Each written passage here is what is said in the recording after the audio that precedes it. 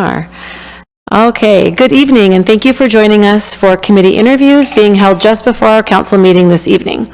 We will be interviewing one candidate for the Parks and Recreation Committee, two candidates for the Transportation Safety Committee, and one candidate for the Wetlands and Creeks Committee. And just so all of the candidates are aware, we'll do the interviews now, and then later in our meeting, we will actually do the nominations and voting. And you're welcome to stick around or watch it from home, whatever you'd prefer to do. So we're going to start first with Parks and Recreation. So we'd like to welcome our applicant, Travis Gall. So Travis, if you just want to maybe pop up to the microphone, and we'll just ask you a few questions. And we're not going to put you on the timer or anything, but if you wanted to just like about a minute, long for the answers would be great. Okay, so thanks for being here. And I've got question one, so I'll go first. Members of the Parks and Recreation Committee advise the City Council and Planning Commission on topics related to recreation, parklands, trails, and public facilities. Why are you interested in serving on the committee, and what special skill set can you provide to this advisory committee? I got my undergrad back in the 1990s. After that, I moved to Portland, Oregon, and San Francisco. I saw what works, what might not work so well, and I think I'd like to bring some of that knowledge to the committee. I also have a daughter and a stepdaughter, and I really want to make sure that our community is a place where they have all the opportunities that I think could be possible. My wife and I are avid skateboarders. I've been doing that for about 35 years. I was a board member of the Humboldt Skate Park Collective for 5 years. I resigned that post this summer. Hence, I'm looking for another area that I might be able to contribute to. Great, thank you very much. So Councilmember Stillman has question 2. So Great. You probably shared it already, but so please share about your experiences has connected you with Arcata Parks and open space and recreational opportunities. You already covered skateboarding. But Yep, exactly. During the 5 years at the Humboldt Skate Park Collective, we were connected to many different organizations, many stakeholders in the skateboarding community. We put on contests, did a lot of fundraising, been working our umbrella nonprofit. We were the holders of the nonprofit status for smaller organizations underneath, including Willow Creek, McKinleyville, a range of other stakeholders as well. Can you repeat the question again so I answer it in full? please share about an experience that has connected you with Arcata's parks and open space or recreational opportunities. Sure. Skateboarding was probably a good one. Yes, most definitely. I was also a skate camp counselor at Rampart, the indoor skate park over there. I gave private one-on-one lessons, also volunteered. Through that process, I got to know a lot of the skateboarders in the community and participate in demonstrations, fundraisers, events around town, both in Arcata and outside the community in Humboldt County. Yep. Hey, Travis, thanks for being here. What do you see as upcoming challenges and opportunities for the city's parks, facilities, and recreation offerings? Sure. I'm going to use the lens of skateboarding to answer this question. As you know, the Arcata Skate Park has been around since the 1990s. Although a lot of people use that facility, is very outdated, and the concrete is very pitted and roughed, but not only that, the design is very outdated. We've come a long way as far as skate park design, and the use of a skate park. It doesn't have to be just one subset of the population. It can be everyone from a toddler to someone my age, almost 50, or even older. So I think what we want to do is capture some of that energy and recognize that skateboarding is something that people from every age group can participate in. The Arcata Park isn't really suited to that. So what I would like to see or introduce is in the concept of not another full-blown skate park, but we can have skate spots around the community. So I think that would also serve a lot of the children who wouldn't have the ability to drive all the way over to the Arcata Skate Park.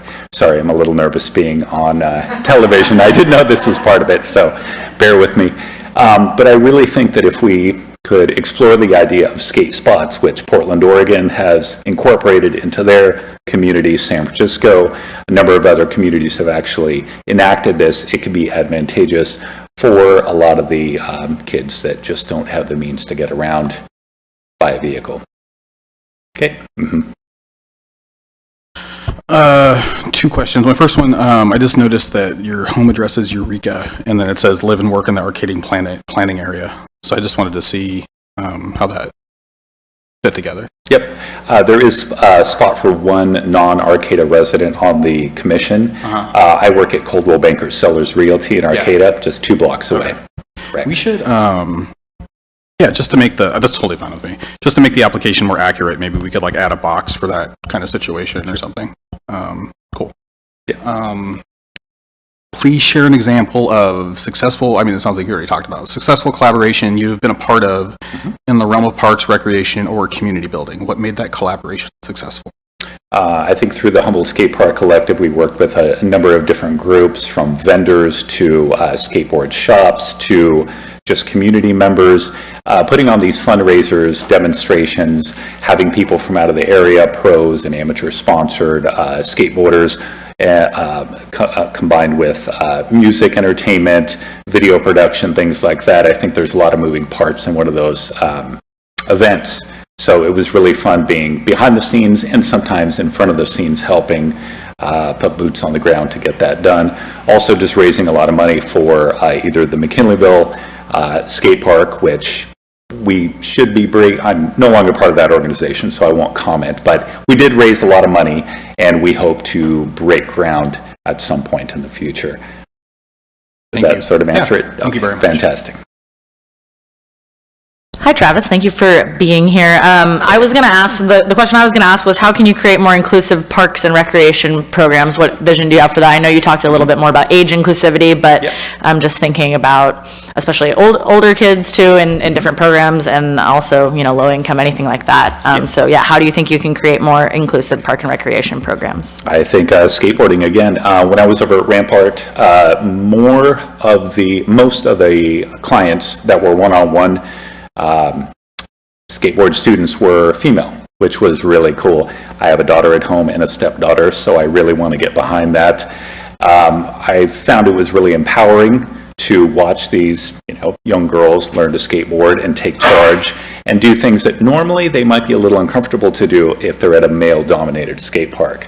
So again, I think the skate spot concept might be advantageous to allow a lot of these females that might be a little intimidated, or some of these males that might be intimidated by what can be sometimes a very masculine, testosterone-heavy vibe at the skate park. Does that make sense?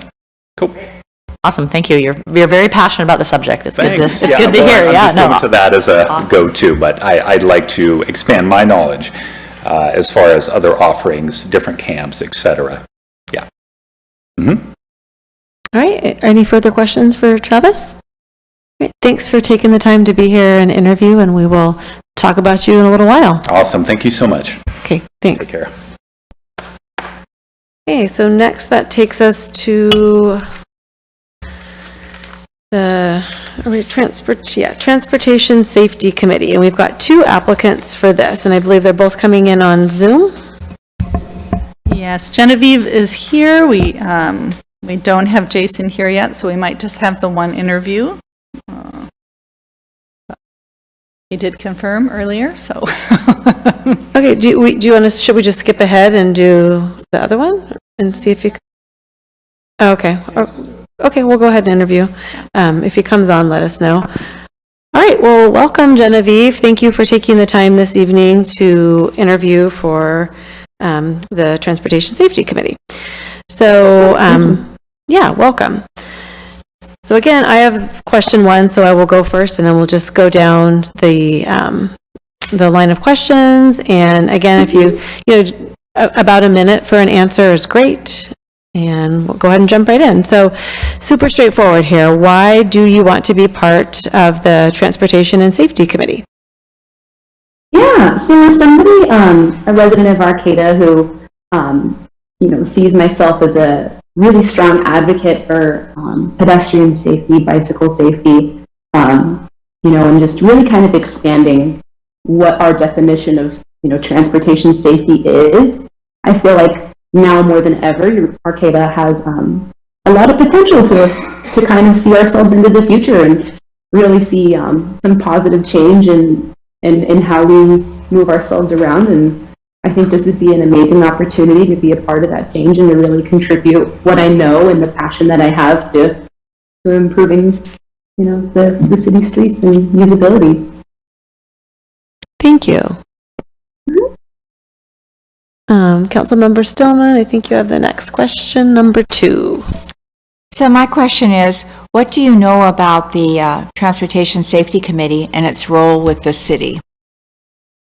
Yeah, so I do attend meetings, and I know that they, in addition to taking in commentary and concerns from residents, that they do work with you directly on making recommendations to changes and also reviewing larger city plans as far as, any updates being made to roads and weighing in really on, how those new plans are going to be welcoming in additional road users, and then, discussing with you guys how to go about implementing or how to move forward.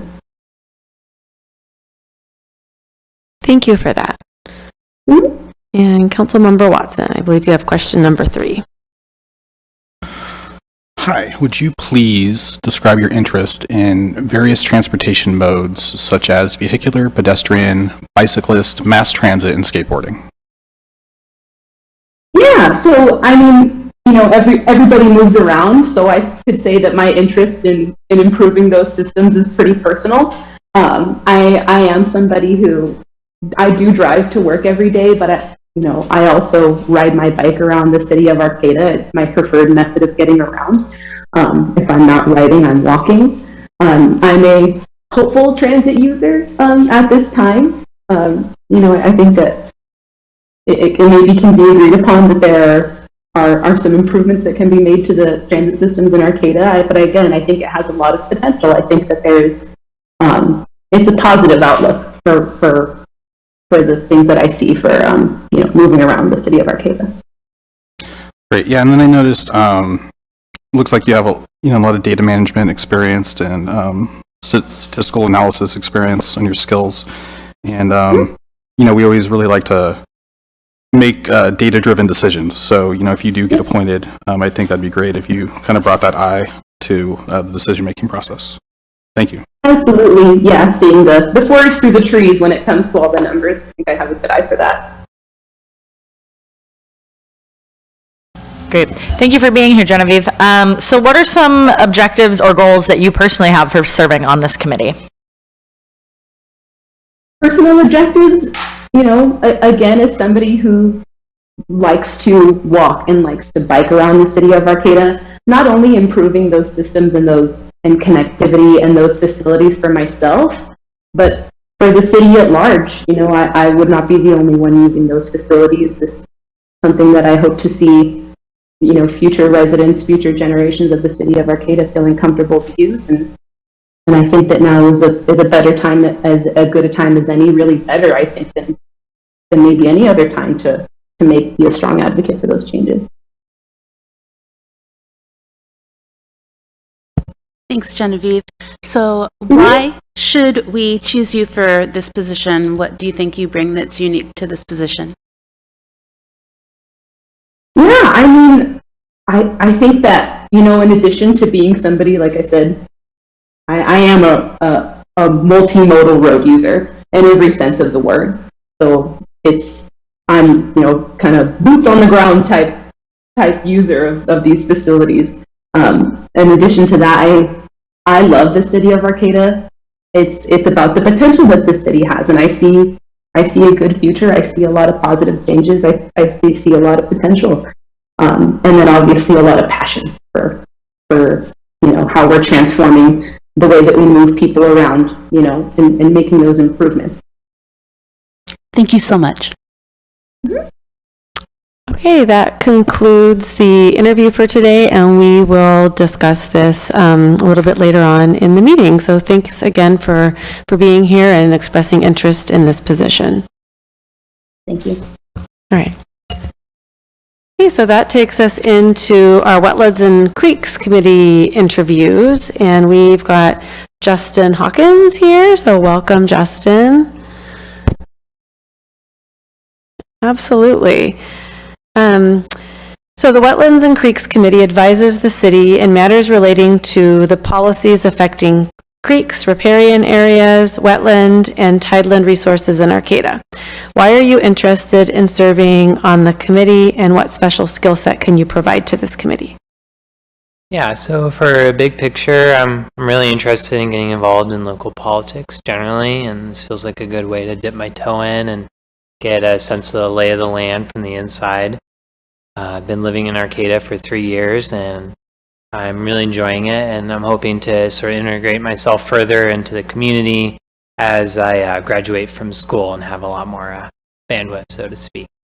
Yeah, and then for personal skills I bring for the community, I've done habitat restoration professionally, recreationally.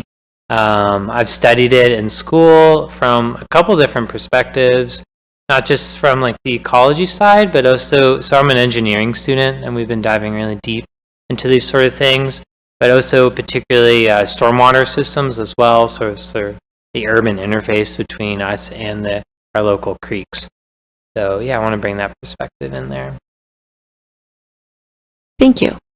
Thank you. So what do you see as upcoming opportunities and challenges for the city's wetlands, creeks, and riparian areas? Yeah, I think the largest opportunity, let's call it that, is there's a huge influx of people coming into Arcata. I mean, there's going to be a huge expansion of urban resources in all sorts of ways, lots of development coming. And so managing that interface between our creeks and the residents and developing needs of the community is going to be really interesting, and I think provide a lot of opportunities. I think what is bringing a lot of people up here is the natural resources of the area, and so finding a way, good compromises between the increasing population while still being able to showcase our natural resources. Even here in town, I really enjoyed. I have Gannon Slough, which is a small creek running through my backyard, and that's really quite a treat. I'd like to sort of expand the opportunities for people. Thank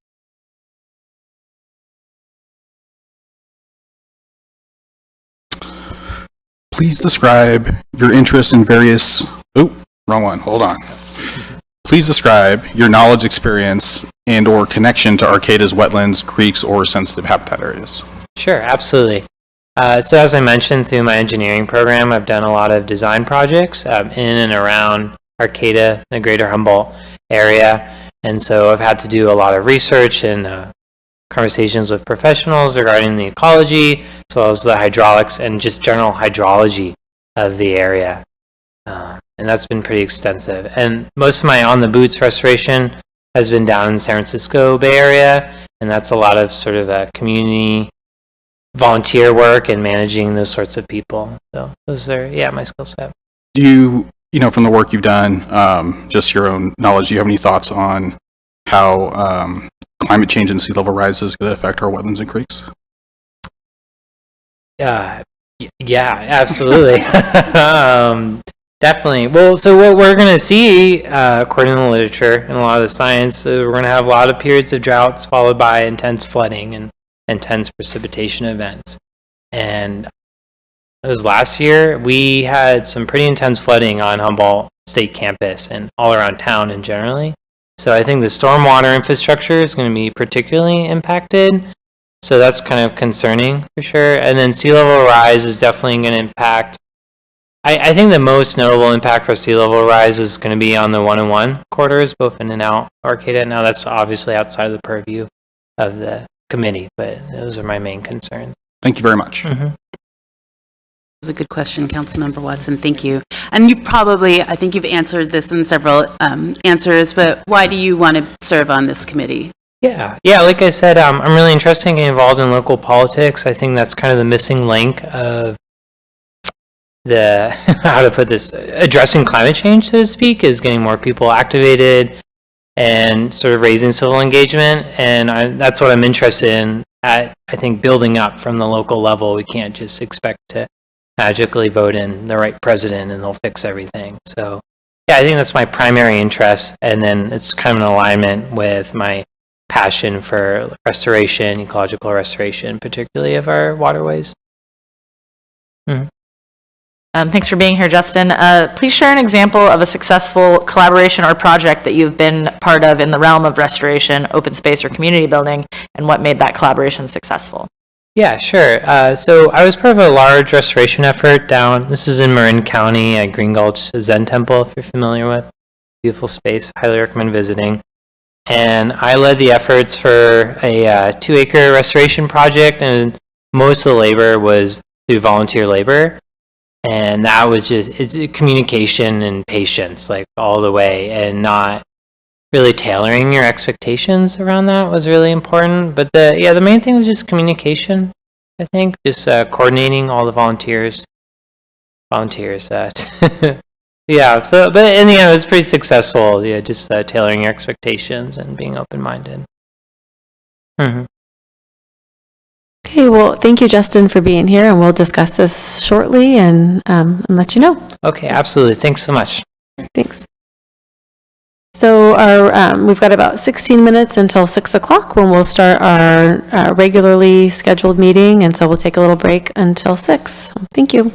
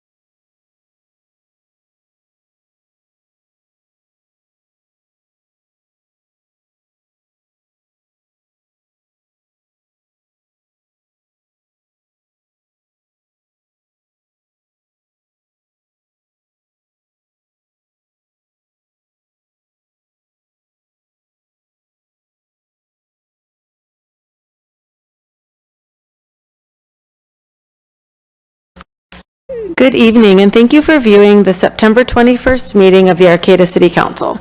The City Council meeting is being held as a hybrid meeting with both in-person attendance and teleconference access via Zoom. First, I'd like to start with the land acknowledgement. The City of Arcata acknowledges that the lands we are located on are the unceded ancestral lands of the Wiyot tribe. The land that Arcata rests on is known in the Wiyot language as Gudini, meaning over in the woods or among the redwoods. Past actions by local, state, and federal governments removed the Wiyot and other indigenous peoples from the land and threatened to destroy their cultural practices. The City of Arcata acknowledges the Wiyot community, their elders both past and present, as well as future generations. This acknowledgement seeks to aid in dismantling the legacy narratives of settler colonialism. The next item is the flag pledge allegiance, flag salute. If you would like, please join us.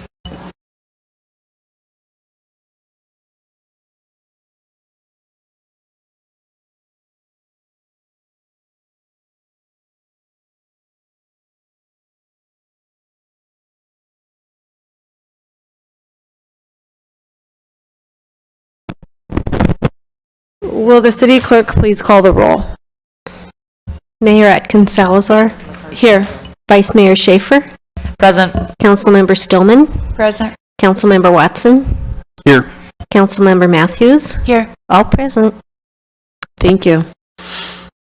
If you wish to make a comment during the meeting, either at the two open public comment periods or for an individual agenda item, there are 3 ways to do so. If you are here in person, please line up behind the podium when the item you would like to speak on is accepting public comment. If you are logged on to Zoom, click raise your hand when it is time for public comment on the item you wish to speak on. If you are on the phone, press *9 on your phone to raise your hand. When it is your turn, you will be prompted to dial *6 on your phone. For each item, we will be taking in-person public comment first and then moving to the online comments. So we won't be going back and forth, so if you're wanting to comment, please make sure that you line up at the podium or raise your hand as soon as public comment is requested for that item. So next we have Ceremonial Matters, and we have got 2 proclamations today, and we've got different council members that will be reading them, and so I believe we have someone in person to accept both of them. So after the proclamation is read, that council member will take it down and present it to you, and then if you'd like to say anything, you can go to the podium and say something if you would like. So first, we have a proclamation in honor of the North Coast Stand Down, which is September 29th through October 1st, 2022.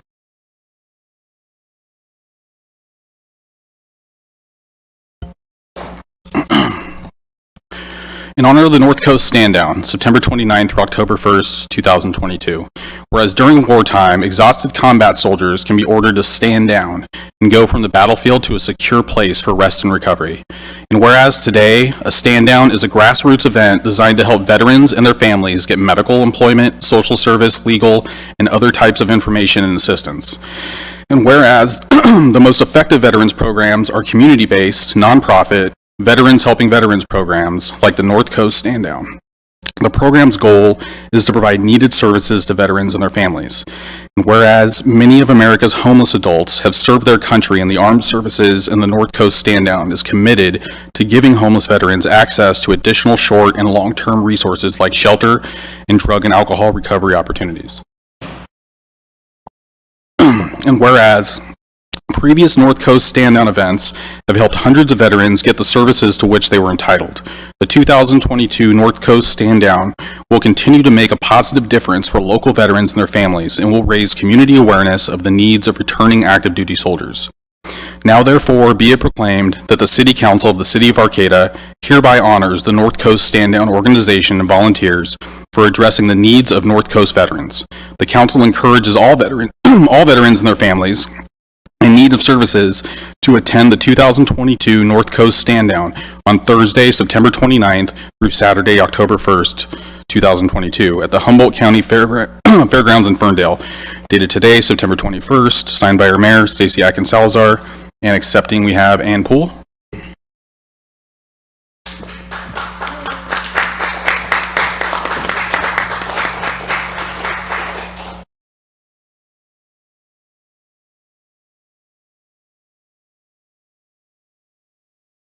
Good evening, and thank you for acknowledging us again this year. Stand Down is doing this 18th year this end of this week, starting up, and I've been involved with them for 10 years. And we expect to have hopefully our usual crowd. We'll see. We've been shut down for the last 2 years, so things are a little iffy like everybody. But we have services set up for outreach. We have 3 meals a day. Those are cooked by local organizations that are stepping up to the plate. We have pet services, we have clothing. I think anybody that shows up is going to be very happy. It's open to all veterans, all ages, and their immediate families. So anybody that is interested in coming, please show up. Also, we are always looking for volunteers. Come down just for the day, mingle with some of the veterans, get to know them, and help out. I will make one notice. There's 9 different events going on that weekend up here in Humboldt. As far north as Trinidad, Blue Lake, down to Fortuna. It's going to be a busy, busy weekend, so I hope we get a good turnout. I thank you very much. Thank you. Next, we have a proclamation in recognition of International Walk to School Day, October 5th, 2022. Whereas millions of school children in 40 different countries are celebrating International Walk to School Day this October by participating in activities for International Walk to School Day on Wednesday, October 5th, 2022. And whereas children and adults worldwide join Walk to School Day events to have fun and raise awareness about how walking, bicycling, and skateboarding to school helps children, communities, and the environment. And whereas when children walk and bike to school, especially in walking school buses and bicycle trains, they have time to socialize with their parents and friends, be outdoors, and get to know their neighborhoods. And whereas the city of Arcata strives to be a leader in safe routes to school programs, which improve walkability, bikeability, and safety around schools, and which build physical activity into school children's daily routines. And whereas driving students to school in private vehicles contributes to traffic congestion and air pollution, when fewer cars are on the road, the entire community benefits, and children's walking and biking routes to school are safer. And whereas parents and other community members have helped build Arcata's safe routes to school by identifying pedestrian safety issues and advocating for environmental policy and personal changes to create more pedestrian-friendly neighborhoods. Now, therefore, be it proclaimed that the City Council of the City of Arcata hereby recognizes October 5th, 2022 to be International Walk to School Day, and the Council encourages community members to consider the safety and health of children today and every day. Dated September 21st, 2022, and signed by our Mayor, Stacey Atkins Salazar, and Carrie Hurst. Are you here to accept?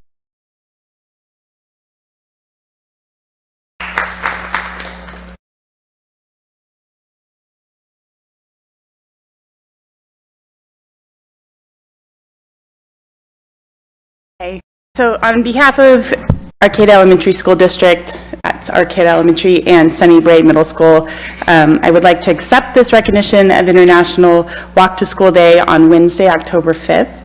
And the students and staff of both Arcata Elementary and Sunny Brae Middle School will be walking from Murphy's Markets. We are really looking forward to participating in this annual worldwide event celebrating an active lifestyle in safe communities, and I'm really looking forward to an increased crowd now that we are fully back. So thank you, City Council, for your declaration and proclamation of International Walk to School Day. Thank you. You're welcome, and thank you for being here. Okay, next we have early oral communications, and this 15-minute time period allows people to address the council on matters that are not on the agenda. So please know that pursuant to the Brown Act, the council cannot discuss or take action on items that are not listed on the posted agenda. At the end of all oral communications, the council may respond to statements. Supported requests that require council action will be set for a future agenda or referred to staff.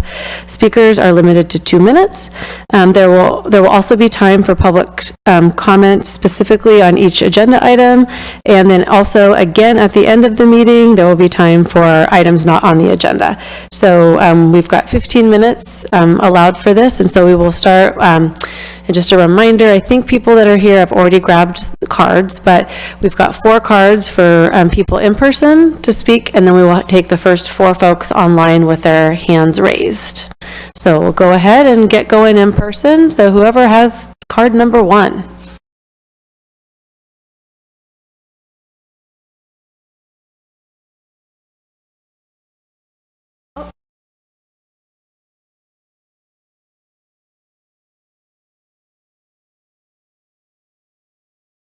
Yes, I'm just saying hello to everybody. It's been a while. And I wanted to thank everyone who was responsible for fixing the roads, the roads that are being fixed now and painted. It's really helpful. I guess I wanted to give a shout out to the Arcata bus drivers, Arcata Transit Service. They are awesome. They kept us open for everyone to ride all during the pandemic. They've worked so hard. And so sorry, I'm so nervous. Just thank you. So I'm giving a shout out to Vance and Leanne and Jennifer and Casey and Dwight and let's see, Larry and Mark and Douglas. They've worked so hard for us, and I've been riding the bus for years, over 30 years, and it's just been a lifeline for me in this community. So one more thing, I wanted to extend a kind of challenge to everyone in this room to ride the buses, and to specifically the red route, the gold route, and the orange route on Saturday, because you will get a different picture of Arcata, perhaps. You will see a lot of things that will teach you, and I sort of lost my track here. I wanted to comment on the roads, I guess, because I'm so glad they're being fixed, because the buses are actually being badly damaged by the potholes, and the bridge, one of the bridges up to HU, the curvy one, the bus crashes onto it and then crashes off, and the bridge has potholes. So it's kind of a challenge to just for the community to ride the buses and pay attention to the state of the roads. And thank you so much. You're welcome. Thank you for commenting.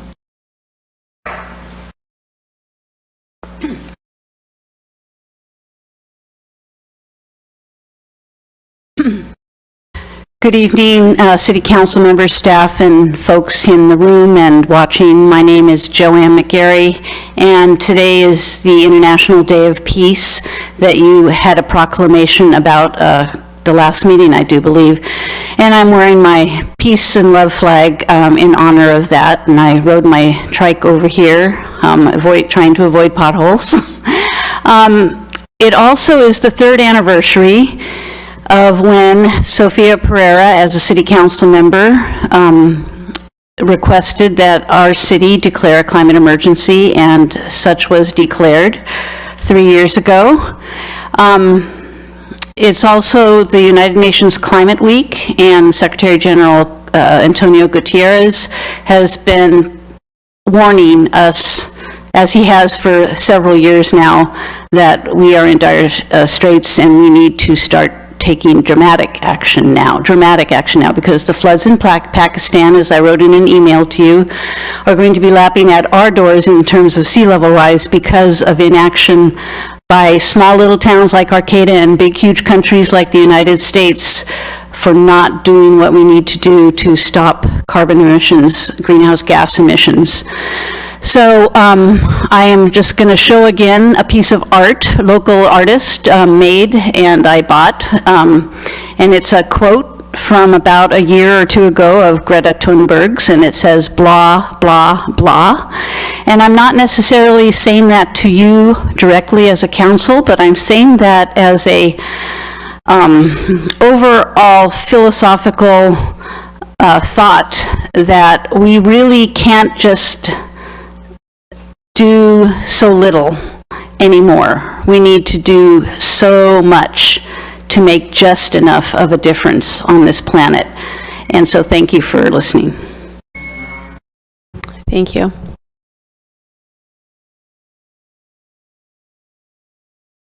Good evening, Honorable Mayor, council members, David, Aaron. I'm talking about the joint study session, specifically the L Street pathway and linear park question that came up. This is significant for a variety of reasons, one of which it was the first time a committee decision had come before the council. And second, that I regard this as a fork in the road. It's not a decision that can be put off for a year or 5 years, as may have been suggested. It represents a big change in everything that comes from this point. I urge you to, the Transportation Safety Committee met yesterday. I urge you to watch the video of that. It's somewhat unfair for me to make a synopsis. I'd rather you do it yourself when you read it, but I will anyway.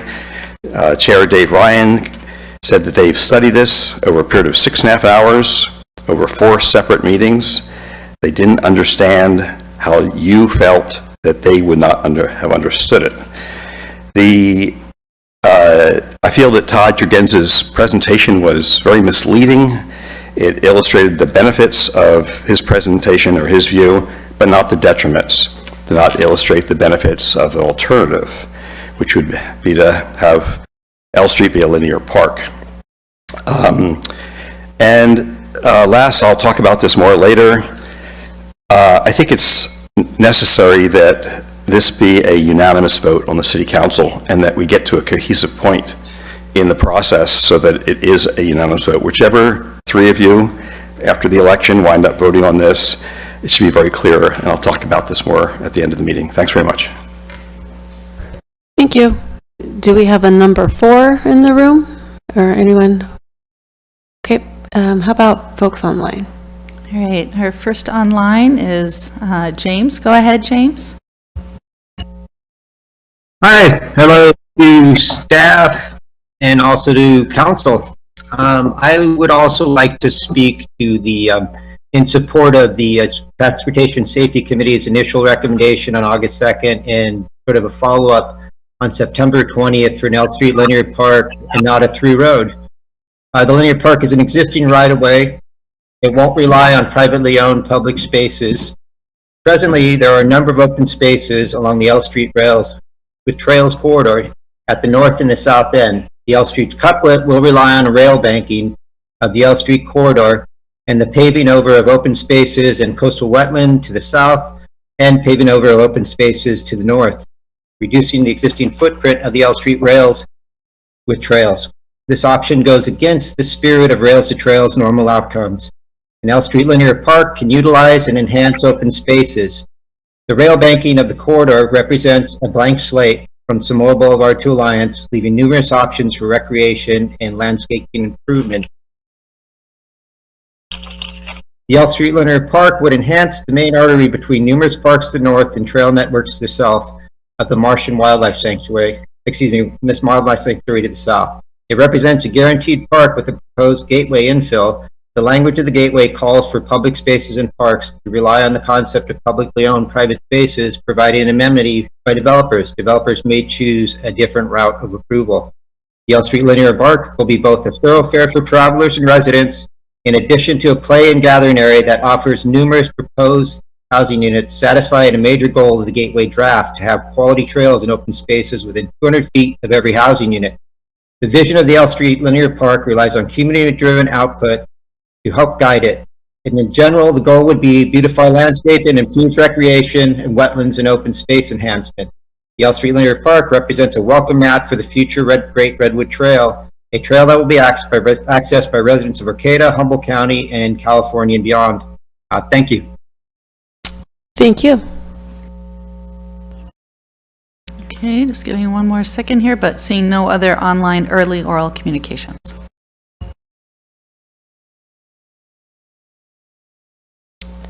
Our next item is a meeting of the successor agency to the Arcata Community Development Agency. So sitting as the successor agency board is new for a few of us, but this is the legal entity that manages the remaining bond debt service from the city's original redevelopment agency. So we act on these matters separately. So the next item that we have, we are acting as the successor agency. And it is a consent calendar item. And all matters on the consent calendar are considered to be routine by the agency and are enacted in one motion. There is no separate discussion of any of these items. If discussion is required, that item is removed from the consent calendar and considered separately. At the end of the reading of the consent calendar, agency board members or members of the public can request that an item be removed for separate discussion. We have one item to direct the secretary and clerk of the board to file the 2022 notice of biennial review, conflict of interest code with the city of Arcata stating that no amendment is required. Is there anyone, any member of the board here that would like to pull that item? I would move for adoption. Okay, do we have anyone from the public that would like to pull this item? Seeing none. Okay. I'll second Alex's motion. Okay, so we have a first and a second. And do we take public input on this item? Okay, so is there any public input on this particular item? Oh, go ahead. Secretary of this board. Bridget, okay, thank you. Do you have any other public comment? Okay, so we have a motion and a second. All in favor?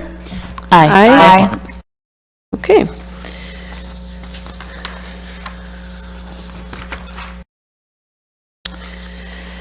All right, so now we are back as the council. And we are to the council consent calendar. And again, all matters on the consent calendar are considered to be routine by the city council and are enacted in one motion. There is no separate discussion of any of these items. If discussion is required, then the item is removed from the consent calendar and considered separately. At the end of the reading of the consent calendar, council members or members of the public can request that an item be removed for separate discussion. A is biweekly report on disbursements. B, adopt ordinance number 1558, an ordinance of the City Council of the City of Arcata amending the Arcata Municipal Code, Conflict of Interest Code, Title II, Administration, Chapter 8, Conflict of Interest, Article 2, City Employees, waive reading of the text and consent to read by title alone. C, reappoint Fred Johansson and Justin Fox to the Public Safety Committee for 3-year terms ending September 30th of 2025. D, reappoint Gwellen Palega and James Zolik to the Energy Committee for 3-year terms ending September 30th, 2025. Reappoint Robin Hashem and Jeff Knapp to the Transaction and Use Tax Oversight Committee for 4-year terms ending September 30th, 2026. And F, reappoint Amanda Hickey to the Economic Development Committee and Jim McDonald to the Historic Landmarks Committee for 3-year terms ending September 30th, 2025. Would any council member like to remove any of these items from the consent calendar?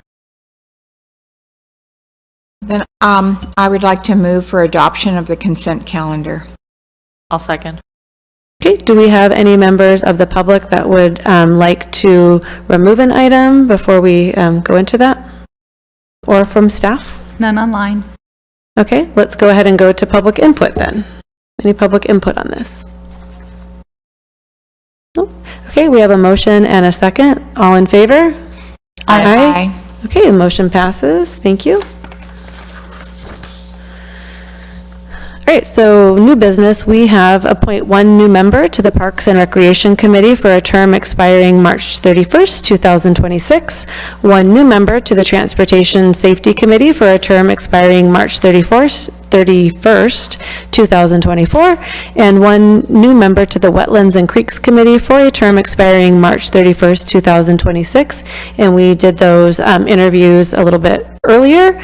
So do we either have questions and comments or motions to be made? Sure. I'd like to make a motion to appoint Travis Gall to the Parks and Recreation Committee for a term expiring March 31st, 2026, Genevieve Cerna to the Transportation and Safety Committee for a term expiring March 31st, 2024, and Justin Hawkins to the Wetlands and Creeks Committee for a term expiring March 31st, 2026. And thank you for your willingness to serve. Second.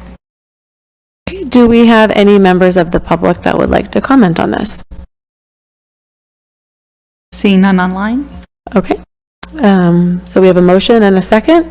All in favor? Aye. Okay, and thank you to the applicants and congratulations.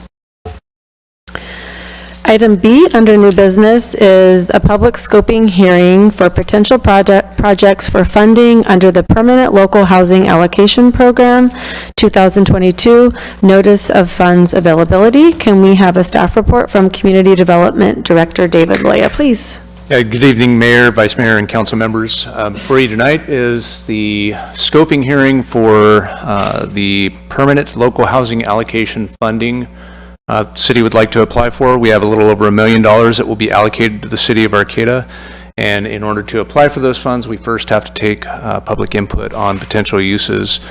To that end, we've also included in attachment A the list of eligible activities that these funds can be used for, as well as a recommendation for some ideas to consider during the scoping hearing for application that will be set for a further date. Our next step will then be to come back after a notice hearing to get authorization to apply for those funds. And again, they are on an allocation basis, so it's not a competitive funding. We just have to decide what it is that we want to use them for our community. And primarily what our recommendations focus on is maximum flexibility for the use of these funds and filling in gaps where other sources of funding throughout the state or federal sources that we typically tap into do not allow us to use funds. And so we've got a couple of recommendations here. I won't go into those now unless you have questions. And with that, I'd like to turn it over to the council for any clarifying questions and the public to provide their input into what we should use these funds for. Okay. Do we have any questions for Director Loya on this? I would like to talk about workforce housing, of course. Would this apply to that? Yeah, in fact, there's a set aside for workforce housing. If you look on packet page 35, the last paragraph there under the eligible uses of these funds states that 20% of the monies in the fund are required by statute to be expended for affordable owner-occupied workforce housing. And then there's also other eligible uses of funds for rental workforce housing. And the nice thing about these funds, whereas many of our funding sources are restricted to folks earning 80% area median income or less, these will actually in some cases allow you to go up to 150% of area median income. And so it gives us a little bit of access to help folks in that sort of middle income bracket. And that's one of the suggestions of staff, is that we focus on those middle income brackets with at least some of these funds. Thank you. Yeah, it talks about 120% of area median income. Roughly, do you know what that is? Yeah, it depends on family size. The incomes are set based on the family size. The higher, more number of people in your household, the higher income you can have to meet that threshold. But a good rule of thumb for thinking about it is that median income is around $50,000 right now. And so 120% of that, or 150% of that, is kind of a rough cut way of looking at it. Is this something we currently do or have done in the past?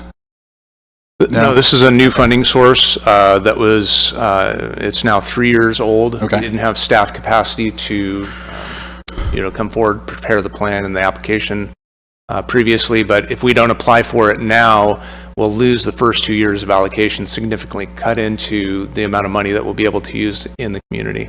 And then do we have some kind of, I'm for this, I'm just curious. What do we have right now? I thought we had something in place for home ownership or loaning. We do have a couple of sources of funds for home ownership. Again, those are restricted to folks earning less than 80% area median income for the most part. And unfortunately, there's some issues right now between the state HCD and HUD, and so we don't have access to any of those programs right now. They're basically on a lockdown until they get their issues worked out.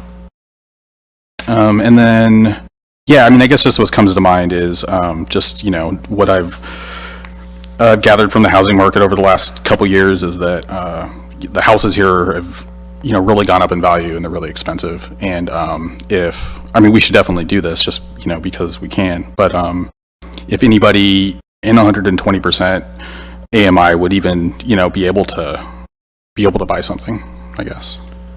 Yeah, it would be a tight squeeze, just to be frank, but there are other sources that we can, or other uses for these funds rather, including pre-development costs for projects that are coming forward, rental housing of up to 120% area median income, and a couple of other uses that we'd like to look at. You can help with the development of accessory dwelling units. We could help with down payment assistance for moderate income folks. So the recommendation of staff is that we create a plan that allows us to be as flexible as possible, so that over the course of the next couple of years, as we find what works and discover new areas within the market, that we can use these funds to apply some city pressure to help people out, that we'd be able to do that. And then it says under number 2, the pre-development, development, acquisition, rehabilitation, affordable rental ownership housing, so on, or 150% of AMI in high cost areas. And then it says see Appendix B for a list of, is that just referencing another document or was that included?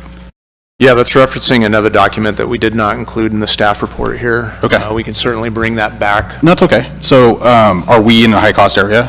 I'd have to look into that. Okay. All right, thanks, man. Well, I'd like to make a motion to direct staff to notice a hearing for October 5th, 2022 to authorize submission of the city's PLHA program application.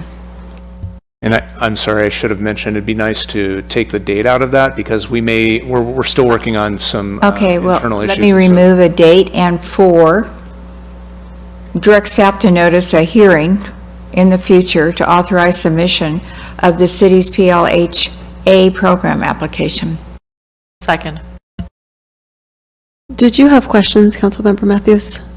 Okay, let's go ahead and see if we have any public input on this matter. There's no online public input. Okay, so we have a motion and a second. All in favor? Aye. Aye. All right, motion passes. Thank you. Thank you. Oh. So that takes us to our last oral and written communications. And the city appreciates public input. This time is provided for people to address the council or submit written communications on matters that are not on the agenda. And please know that pursuant to the Brown Act, the council cannot discuss or take action on items that are not listed on the posted agenda. At the end of all oral and written communications, the council may respond to statements. Supported requests that require council action will be set by the council for a future agenda or referred to staff.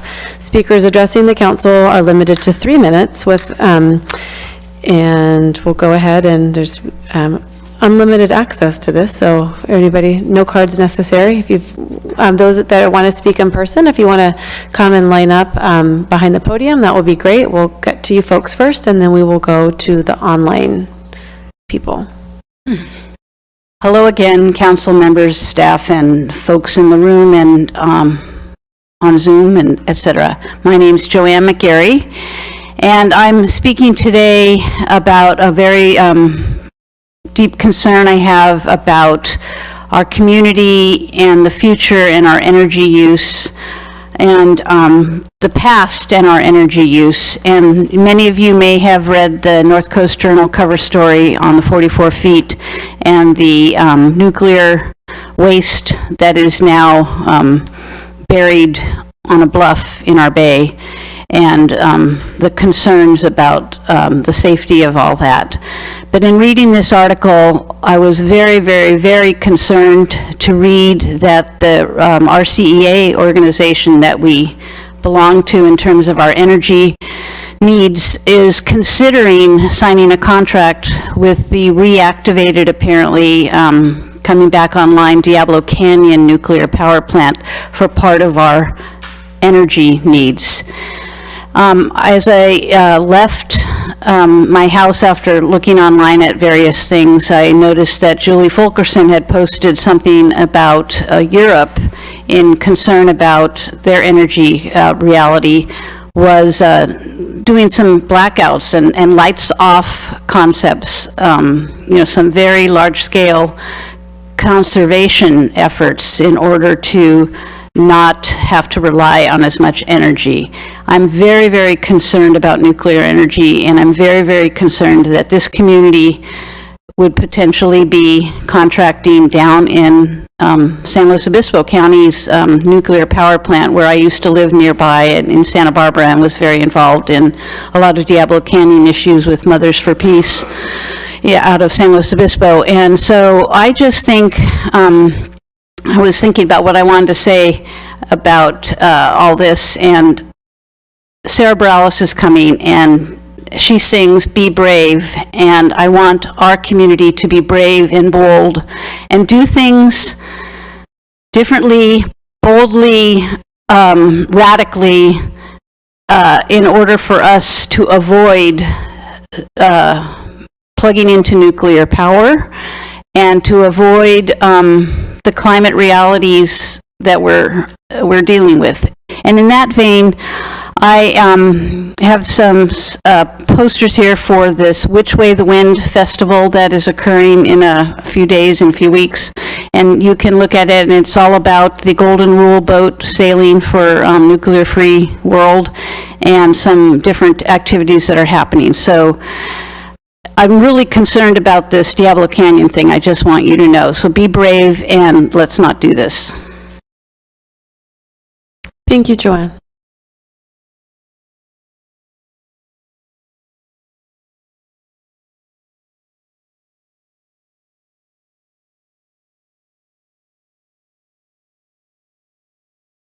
Yes, good evening. I'm Fred Wise, Honorable Mayor, City Council members, staff. At a previous meeting, Community Development Director David Loya said that we will likely not have a Cadillac-level form-based code. I want to know, what will it cost to get one? I want the best form-based code we can afford. And in light of that, looking at the university's figures, the figure of $458 million that has been allocated to them, I feel we are eligible for 2% of that. It's $9.6 million over a period of 8 years, about $1.2 million a year, specifically for development for our community. I mentioned 6 months ago, I looked at other cities in California.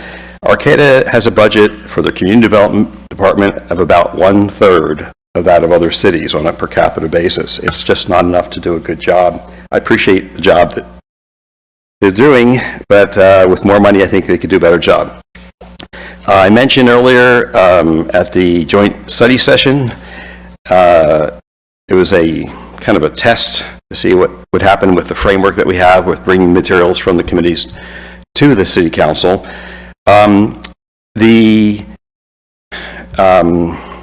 In all fairness to the City Council, the Planning Commission, among the 7 people, have about 150 years of planning experience.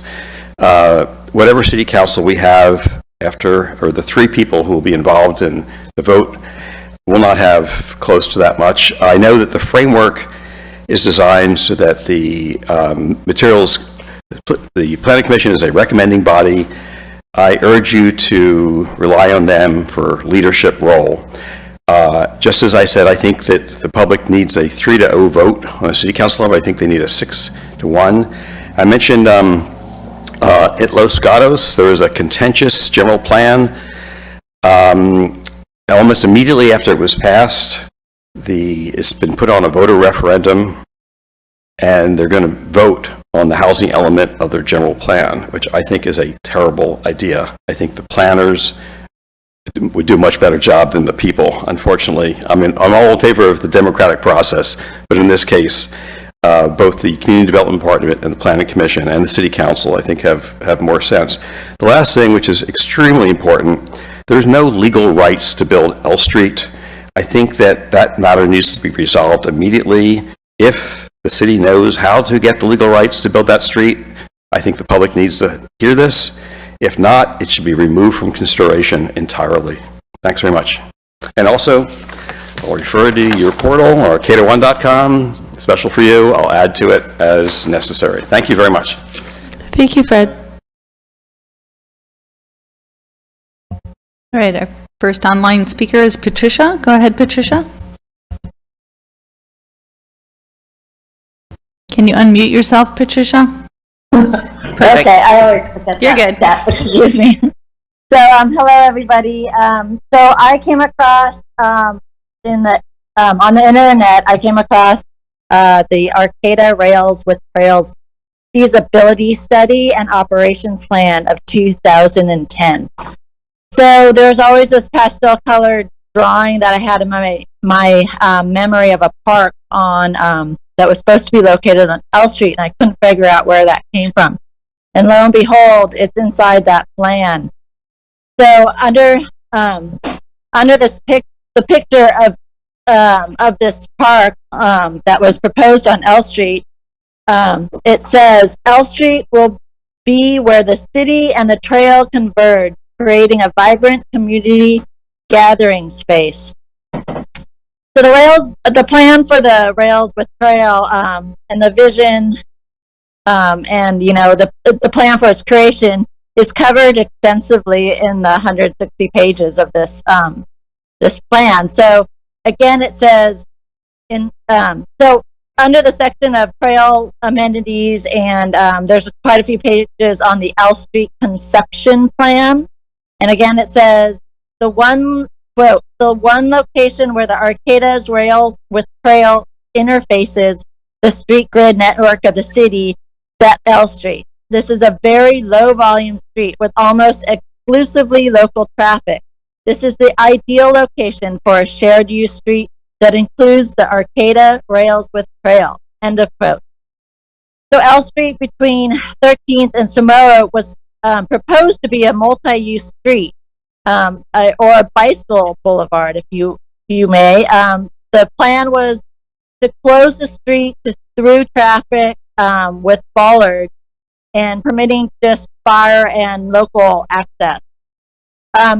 So some of the trail amenities and the trail visions that were listed were at the time colored pavings at intersections, site furnishings, trees, bicycle parking, and then it goes on for sculpture footings for art installations, food cart spaces, planters for with seating for community garden spaces. They proposed having a large bronze statue of a replica of a Wiyot basket to honor the history of the Wiyot tribe, a faux roundhouse closet to celebrate the history of the Arcata and Mad River Railroad, and it was a good location, they thought, for a train, engine, or car.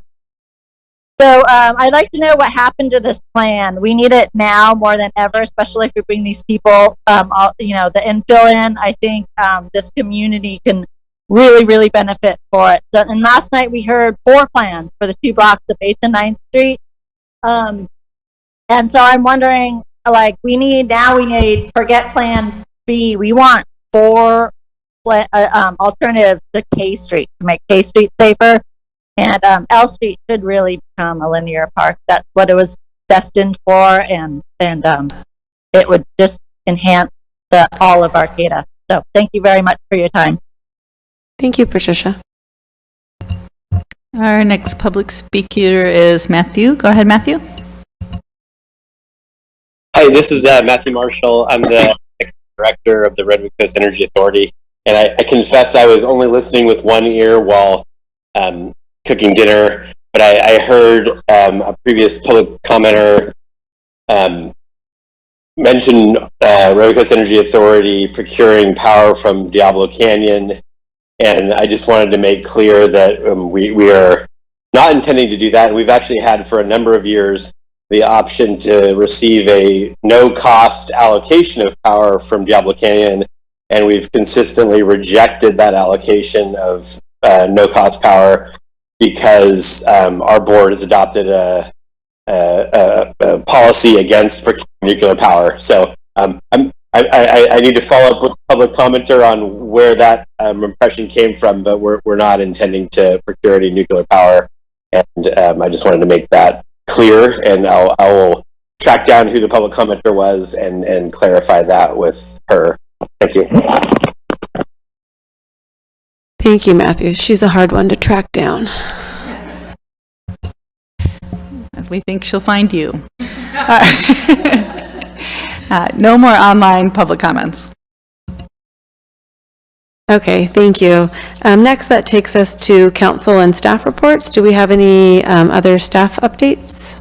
I just wanted to share a couple of accolades with the council that we've received over the last, let's say, 2 weeks in the police department.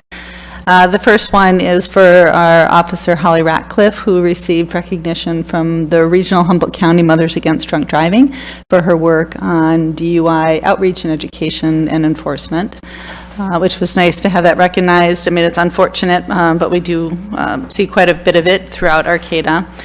And then the second one is even a little bit broader, which was the Humboldt County's recognition of our CIT teams. So the critical intervention services teams went nationally from Humboldt County. Evan Beachel from our community response unit was recognized at the CIT National Conference in Philadelphia last week for his work in outreach, first response to mental health crises within our community, and for continuing to help educate additional staff within the police department and working with our MISS team. So kudos to both of them for the good work that they do in our community, and it was really nice to see the recognitions.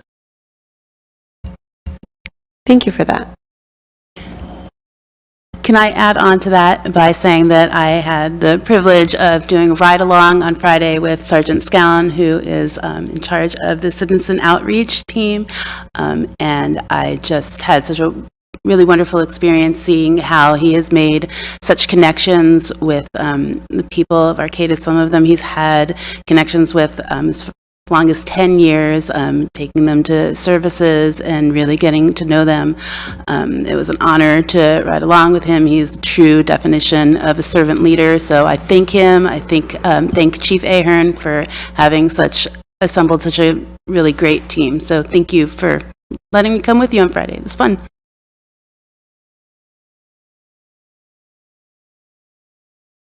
Okay. I just want to say that the iBlock party was wildly successful. They had a little debrief meeting yesterday on it, and just, getting back in after COVID, it was just great to see the community support. They raised a lot of money for the Sister City project, and so that is wonderful. I'll also add that I have an RCEA meeting tomorrow, Joanne, so I'll make sure to put your points out there and be happy to talk to you about it a bit more too. So. Yeah, I just wanted to ask for a quick update on, I guess there was an incident that happened over the weekend in front of the jam.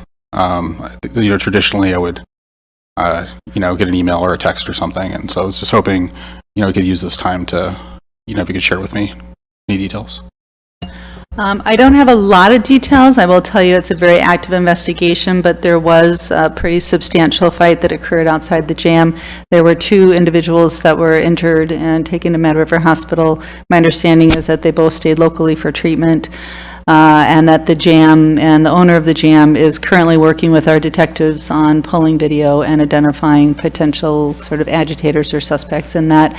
My understanding is that there are a couple of suspects that have been identified. I don't even know who they are at this point, not public information, and we're following up on those leads. But once we do have some secured information, I'll make sure the whole council gets that. And yeah, if anybody does have information or was at the jam or on the plaza on that night and saw or heard or has since heard anything, we do really encourage you to reach out to Arcata Police Department. Yeah, along those lines, City Manager Deemer, do we have any updates on the citizen, the Community Ambassador Program? Yeah, so we have 6, we had 7. One candidate pulled out, but we've made another offer, so we have 1 that's still in background. The other 6 have completed hiring. They actually came through, they were in the police department today for their initial orientation, and they're just starting training. So I don't want to put those deadlines out there that we can't meet. I'll say for sure by November 1st, they will be out on the street. We do hope that it's sooner than that, but they are officially kicked off in training, so that's great. Thanks. And I was able to, we had our homelessness meeting, services meeting at the Safe Parking Program today, and Councilmember Stillman got to go. It was really impactful. I think, at first it was on our radar a lot because we had the unofficial safe parking, situation out front that people were concerned about. But once that got cleaned up and taken care of, it's just kind of been quiet, hasn't been brought up. And I know now why. It's being run really well. They have not had incidences there, like negative incidences where the police need to be called. People are really grateful and happy. We were I was greeted by someone by name, someone I'd known from the past from Little League, which was really neat. And we had a couple of the clients come and sit with us at our meeting and share their stories, which brought tears to everyone's eyes because it was just really sweet. And I think what's important for everyone to know is that the program is very successful.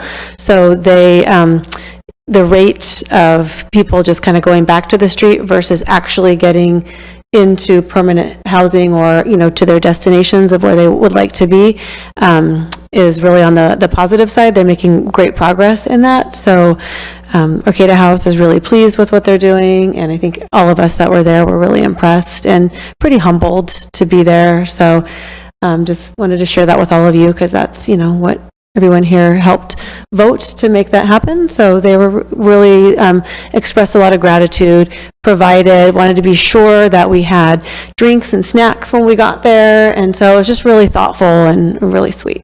So.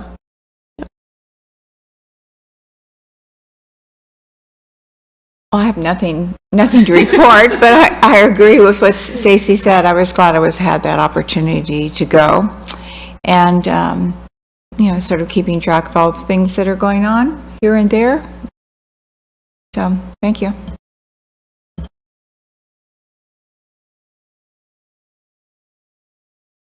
Okay, so if we don't have any further reports, then it looks like we will be adjourning. So have a lovely evening, everyone.